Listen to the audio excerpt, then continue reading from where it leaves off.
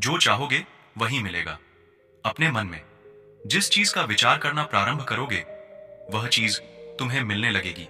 एक दिन गौतम बुद्ध से एक शिष्य ने पूछा, हे महात्मा, क्या ऐसा संभव है कि जो मैं मन में सोचूं वह सारी चीजें अपने आप मुझे मिलना शुरू हो जाएं? मुनि उस शिष्य से बोले, ऐसा संभव तो है, लेकिन क्या इसके लिए तुम यह चीज कर पाओगे? शिष्य मुनि से बोला, क्या सच में ऐसा संभव हान होता है?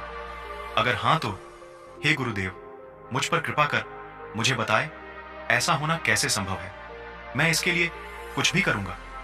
मुनि उस शिष्य से बोले, तो सुनो, तुम अपने मन में जो चाहो वह तुम्हें मिलने लग जाए। इसका पहला उपाय यह है कि तुम्हें अपने मन को नियंत्रण में लाना सीखना होगा।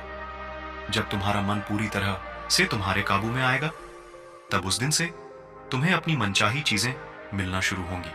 शिष्य मुनि से बोला, गुरुदेव, मन को वश में कैसे लाया जाता है और इस समस्या का दूसरा उपाय क्या है? गुरु शिष्य से बोले, मन को वश में लाने का पहला और महत्वपूर्ण उपाय अपने इंद्रियों को संयमित करना होता है। तुम्हारी पांचों इंद्रियां जब तुम्हारे वो में होंगी तभी तुम अपने मन को वश में करने में कामयाब हो पाओगे। शिष्य कहता है, हे गुरुदेव, आप कहते हो कि इंद्रियों को काबू करने से हमारा मन हमारे काबू में आएगा और फिर जो मैं अपने मन में सोचूं वह चीज मुझे मिलने लगेगी।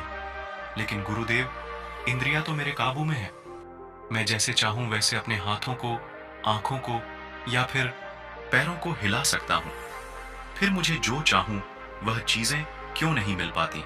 गुरु शिष्य से कहते हैं, बालक, तुम अपने पांचों इंद्रियों की क्रिया के बारे में अपने मन में विचार कर रहे हो, लेकिन अपने पांचों इंद्रियों को अपने काबू में रखने का असली अर्थ यह है कि तुम्हें किसी भी भौतिक चीज का मोह न रहना। जब मनुष्य के मन के अंदर अलग अलग प्रकार के मोह उत्पादित होते हैं तब उसका मन उन चीजों को देख दुखी होता है जिस वजह से वह व्यर्थ की चिंता में फंसता चला जाता है। वही जिस इंसान का मन अपने काबू में होता है, ऐसा व्यक्ति किसी भी प्रकार के मन के छल्ला में न फंसकर अपने लक्ष्य की ओर अग्रसर होता है और जीवन में आगे जाकर अपने लक्ष्य को पूरा कर जीवन में सफल बन जाता है। शिष्य कहता है, हे महात्मा, मन को वश में करने का सही उपाय क्या है? किस प्रकार मैं अपने मन को अपने वश में ला सकूंगा?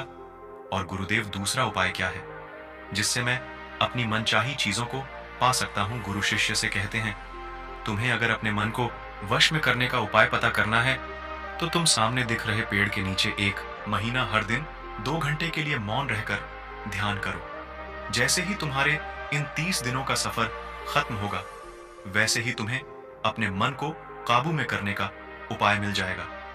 जिस दिन तुम्हें अपने मन को काबू में करने का उपाय पूरी तरह झांत हो गया, उसी दिन से तुम अपने मन में जिस भी चीज का विचार करोगे वही चीज तुम्हें प्राप्त होना शुरू होगी। अगर तब तुम पैसे के बारे में या फिर संसार में मौजूद किसी भी चीज के बारे में अपने मन में विचार करते हो तो वह विचार तुम्हें अपनी मनचाही चीज को प्राप्त करने में तुम्हारी मदद करेगा। पर इसके लिए तुम्हें अपने मन को वश में करना अत्यंत जरूरी है। जब तुम अपने मन को वश में कर लोगे तभी मैं तुम्हें दूसरे उपाय के बारे में बताऊंगा।